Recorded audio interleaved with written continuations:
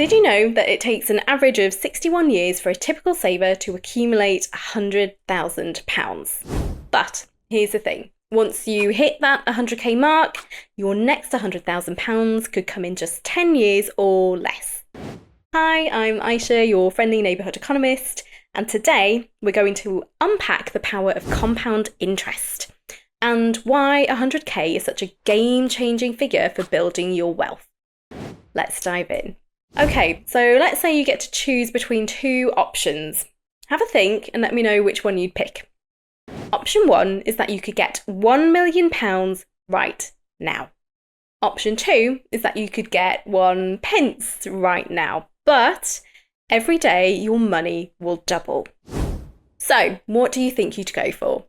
Well, we know where we stand with option 1, a hefty £1 million in your bank account right now. But how long would it take us to reach that same £1 million if we went for option 2? Let's take a look. Right, so we start with our single penny on day 1. Day 2, we have 2 pence. Day 3, 4p. Day 4, 8 pence. Day 5, 16 pence. And by day 10, we've got to £5.12. All fairly boring and nothing spectacular to look at, as I'm sure you'll agree. Okay, so let's carry on. Day 11, we get £10.24. Day 12, £20.48. Day 13, £40.96. Now, things are starting to look a lot more interesting. And it carries on. Day 14, £81.92. Day 15, £164, all the way to day 20, where we've now hit the thousands. But it's during these last 10 days that things really start to ramp up. So on day 21, we're at £10,486. By day 25, we're at £167,772. Day 27, we're at £671,079. And by day 28, we've finally breached that £1 million threshold. And so it continues. And in those final 2 days, we move from 1.3 million to a whopping £5.4 million. So for those of you who chose option number 2, you would find yourself with a staggering £5.4 million sitting in your bank account. Now, I think this example illustrates beautifully how compound interest works and just how powerful it can be. I'm sure you've no doubt heard this one before, but why mess with an analogy that works? Compound interest is like the snowball effect of the financial world. When you invest your money, you earn returns not just on your initial investment, but also on the returns from previous periods. Now, here's the crucial bit, and I think it's something that some people may find confusing, so hopefully we can clear it up. Compound interest works at all levels of money.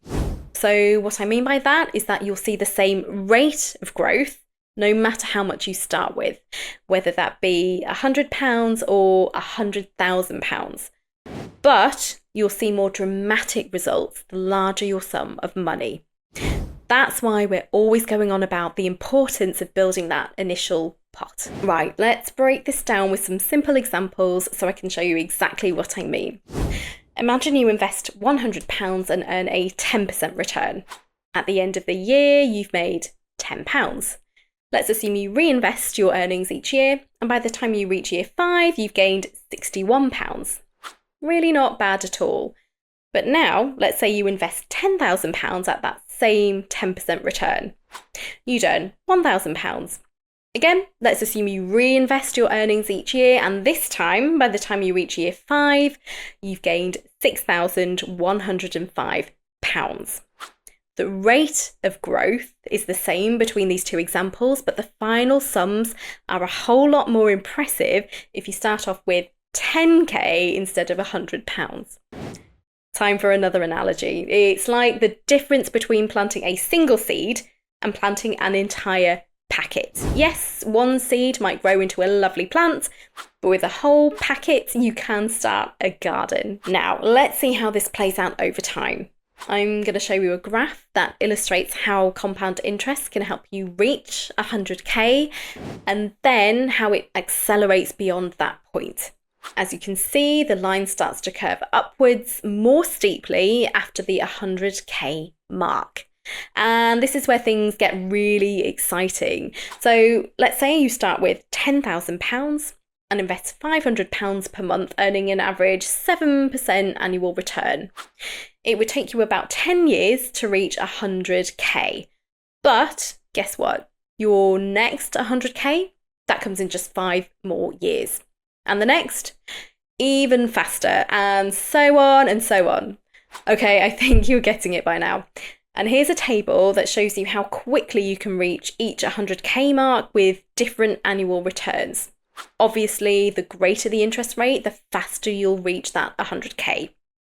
You can pause it here when you have a moment if you want to dissect the figures a bit more. Okay, so why is 100k such a pivotal point? You'll hear this referenced a lot, and to be honest, it's not just about the number itself. It's more about what it represents. So I think the reasons are twofold. Reason number one, thinking about it like critical mass. As we've now seen, our money is finally working hard enough to make a significant difference, and in most cases, life-changing at this point. Reason number two, the psychological boost it offers. Seeing 6 figures in your account can be incredibly motivating for anyone. It's like reaching the top of a hill on a bike ride. The first part is tough, can be really tough, but once you're at the top, the ride gets a lot easier and so much more fun. Now, I know you might be thinking, but how do I get to that first £100,000? Well, you're in luck, as we've got a whole video dedicated to that very topic.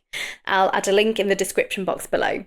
And if you're struggling to get started and save anything each month at all, don't worry, we've got a video right here to help you kickstart your savings. See you there.